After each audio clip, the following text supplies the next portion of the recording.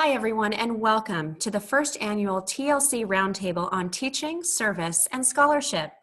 I'm Debbie Carpenter, and this TLC Roundtable is sponsored by the College of Education in partnership with the Ashford Teaching and Learning Conference. Today, our intent is to further explore these three topics with the recipients of the 2016-2017 President's Awards for Teaching, Service, and Scholarship. Let's meet our panel. First, please join me in welcoming Dr. Maja Zehilic from the Forbes School of Business. Hello, everyone. Pleasure to be here. Next, we have Mr. Bill Davis, also from the Forbes School of Business. Hello, everyone. It's a pleasure to be here. And finally, we have Dr. Jackie Kyger from the College of Education. Hi, everybody. What an exciting opportunity. Thank you for coming. So first of all, congratulations to each of you for your distinguished work in your field. We all were able to view your biographies that accompanied this TLC presentation, and it makes us wonder about what's at your core. What is that one thing that sits at the heart of your practice? Jackie, let's start with you. What would you say is at your core when it comes to your teaching? Well, thank you for having me, Debbie. The center of my teaching has to be retention, keeping students in seats and helping them persist through the program. You know, I teach the very first graduate course that students enroll in our Master of Arts in Education program. And in that initial course, it's especially easy to lose students as that online setting or the material or the academic rigor, it's all new to them. Some are testing the graduate waters with this first course, and they've really not made up their minds about taking on such a program. We only have one opportunity to make a first impression, and I know that much rides on this first course. So for me, my center, it's retention. Thank you so much, Jackie. Maja, what about you? What's your center regarding scholarship? Thank you for asking, Debbie. At the very center regarding my scholarship is the passion for learning more about topics that can enhance not only the educational curriculum in my courses while providing additional value for my students, but can also help answer some questions I myself pose within the arena of my experience and expertise.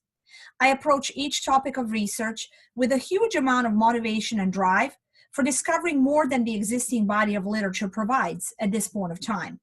What drives my center is that never-ending why behind any concept I'm trying to further investigate. Thank you, Maja. Bill, what about you? What is your core regarding service? Thank you, Debbie. Debbie, I would say that it is caring. I care to serve. I care to be a servant leader in that classroom and connect students to content so they get an optimal transfer. You know, I work to be socially aware, self-aware, manage the relationships in the classroom, and just to continue to create the most meaningful and gratifying learning experience I can. You know, I feel if I care, that trickles into the students because, you know, students don't care how much you know until they know how much you care. And when you set that tone and you make those connections, just good outcomes emerge. So it's a pleasure and a privilege to be in an online classroom at Ashford University, and I care to do my very best. Bill, thank you so much. You know, we appreciate these comments from all of you, and I might add that I can see the alignment between Jackie and Bill in the area of building relationships. Jackie, it's vital that you build a strong first impression and a reassurance that students can be successful in their graduate programs. And then, Bill, you remind us of the importance of building lasting relationships in which we offer ourselves as part of a growing support system for our students as they continue their journeys at Ashford and beyond. Maja, your why is so powerful. You model yourself as a lifelong learner and inquisitive seeker of new and relevant knowledge to share with students. In doing so, you inspire their scholarly practice.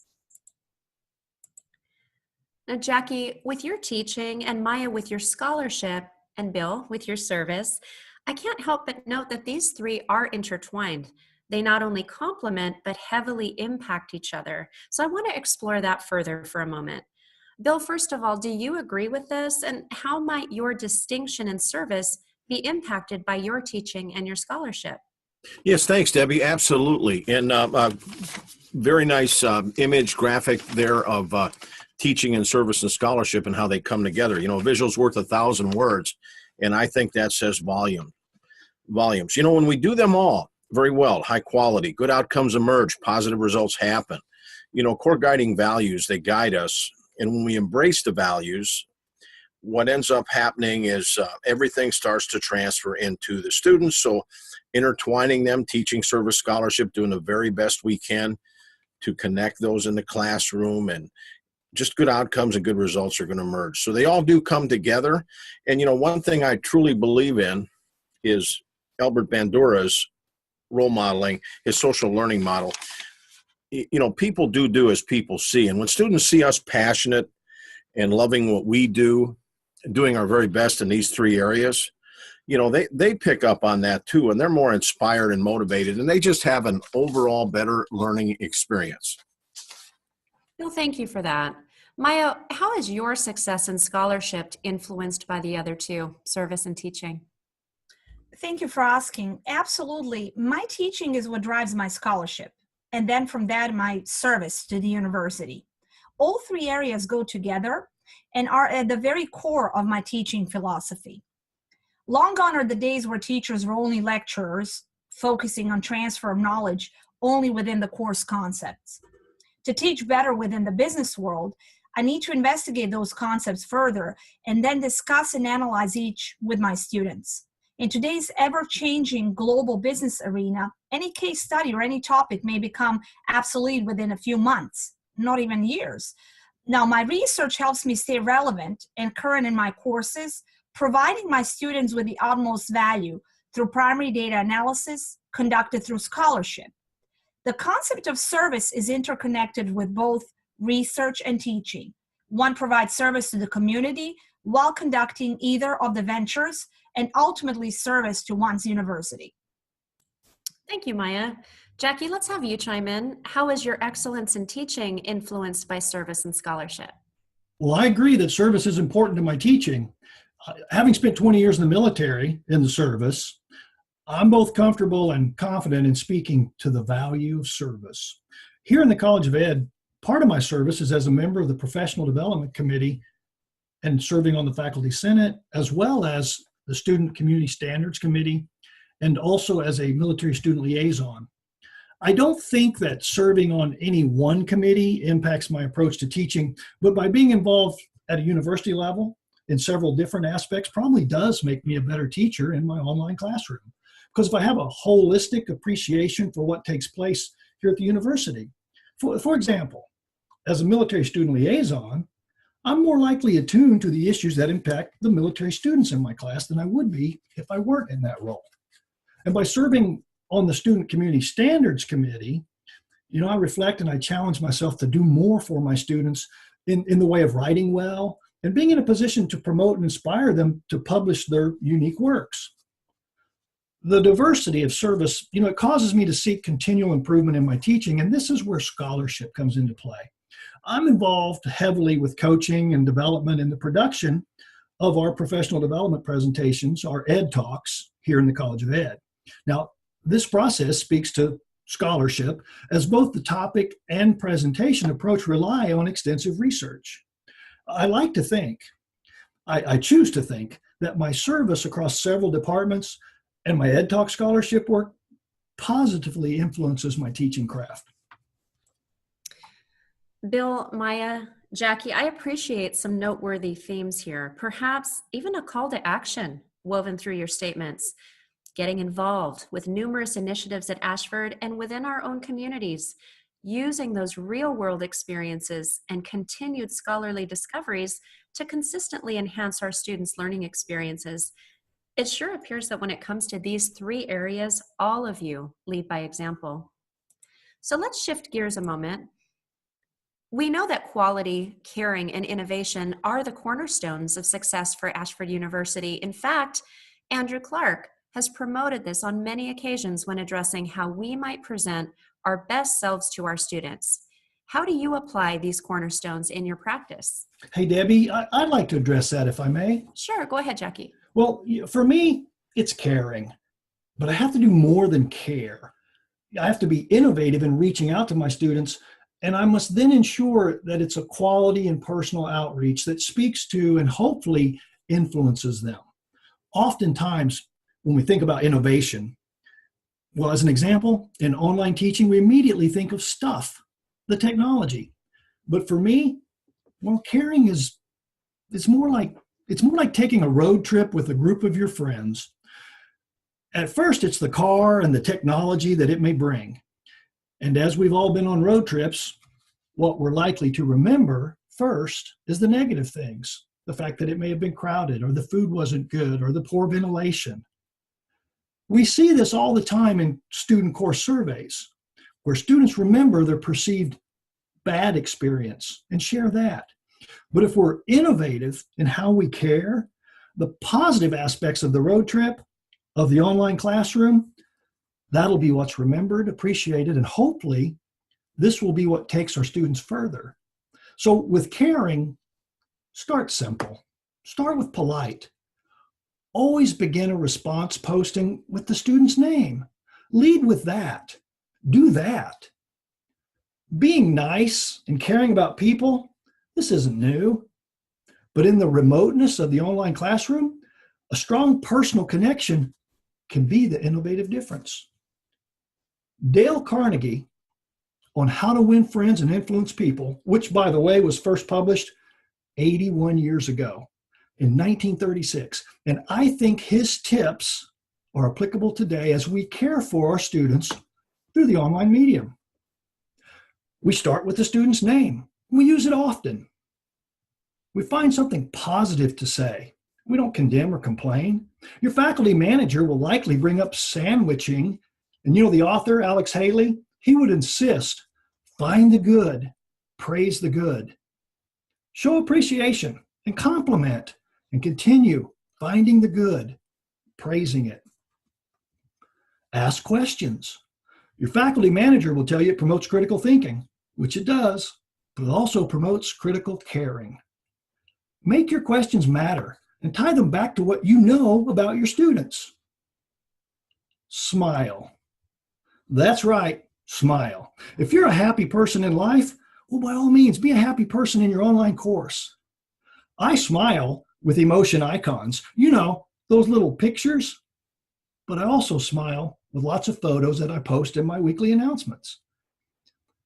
And I smile when I write. Try that. Only post, only write if you're smiling. If you need to confront a student, begin and end with that positive. There's that faculty manager advice again, sandwiching our feedback. Remember, there's no way to win an argument. Students will take a position. Students will argue with you, but you don't help by arguing back. I always end an email with, how can I help? Not let me know if I can help, but how can I help? Thank you, Debbie. Jackie, can I jump in here?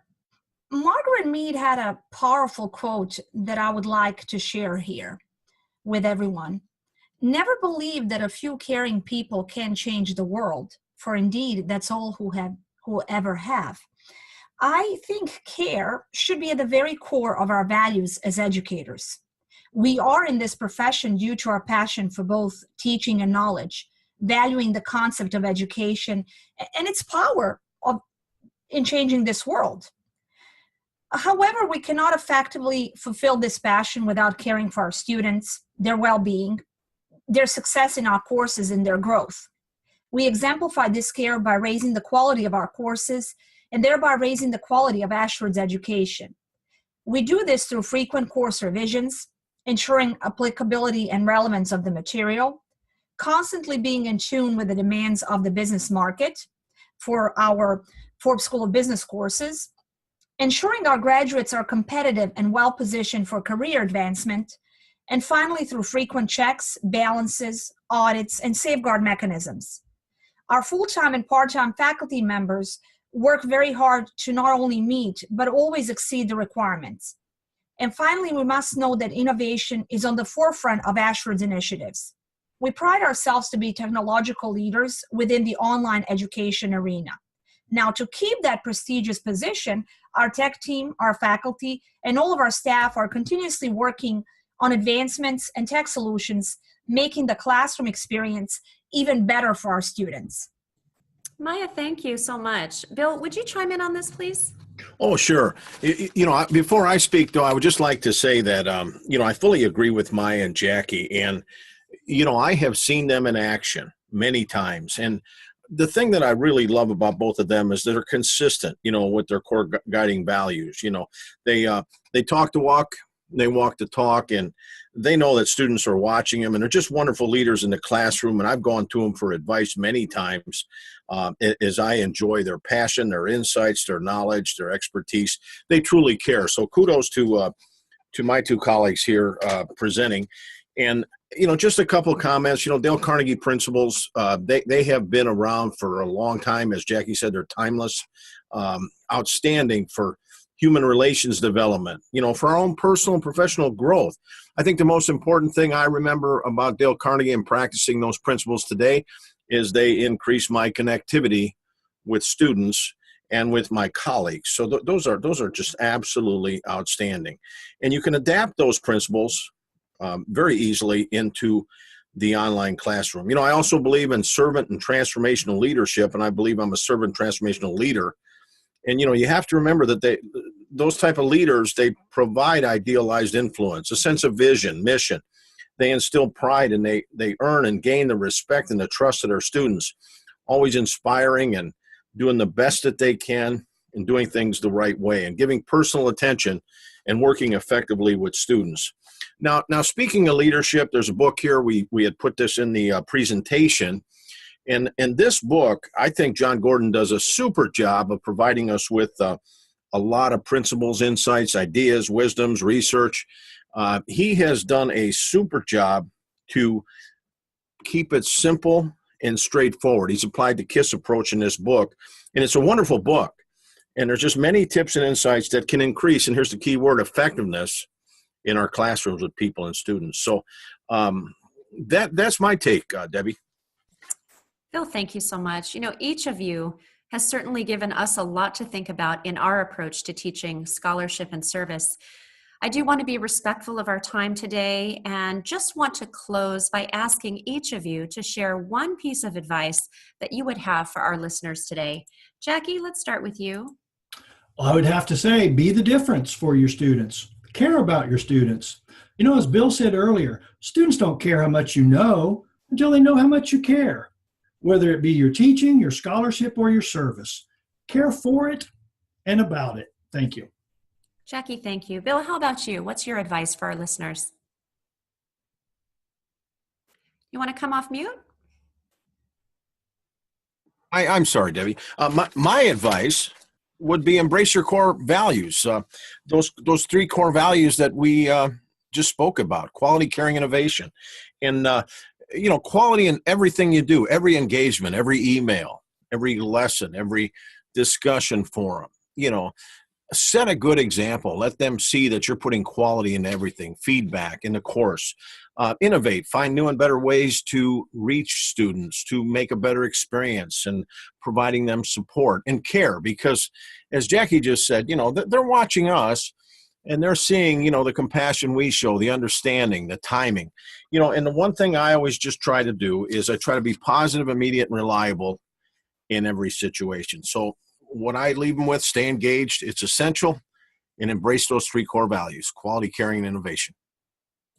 Phil, thank you. And let's end with you, Maya. What would your advice be, please? Thank you, Debbie. I would say focus on quality. Teaching, scholarship, and service process can be more of the same. If we only emphasize quantity, we create that more of the same reality, and that's what we're trying to avoid. Raise the bar each day, and don't settle. Never settle. Sometimes even the best of us get trapped in the monotony of daily tasks. Keep going, investigate, question, research. Each of these increase the quality of the educational process. Make it matter through a qualitative approach, whether it be teaching, scholarship, or service. Make a difference. I would like to thank our panel for being with us today and for candidly sharing their insights on the topic of teaching, scholarship, and service. And to all of our attendees, thank you so much for joining us this afternoon. We hope to see you at next year's Ashford University Teaching and Learning Conference. Thank you all so much. And if my panel would like to say goodbye, that would be wonderful too. Thank you, everyone. Thank you for your time. Thank you, everyone. Thanks, everyone. Take care.